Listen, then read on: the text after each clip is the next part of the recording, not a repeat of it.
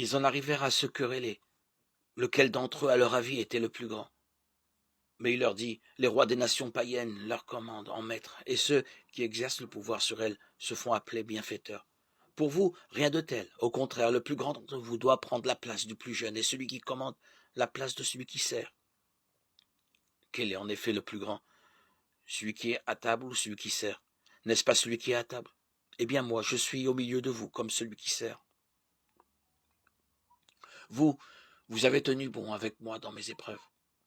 Et moi, je dispose pour vous du royaume, comme mon Père en a disposé pour moi. Ainsi, vous mangerez et boirez à ma table dans mon royaume, et vous siégerez sur des trônes pour juger les 12 tribus d'Israël. Simon, Simon, Satan vous a réclamé pour vous passer au crible comme le froment.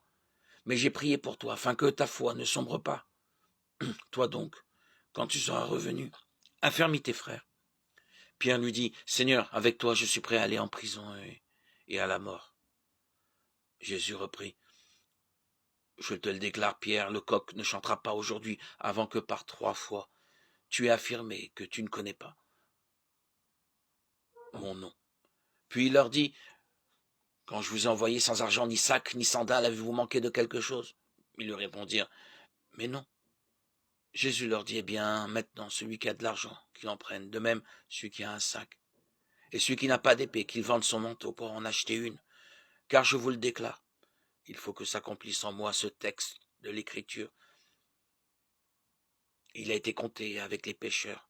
De fait, ce qui me concerne va se réaliser.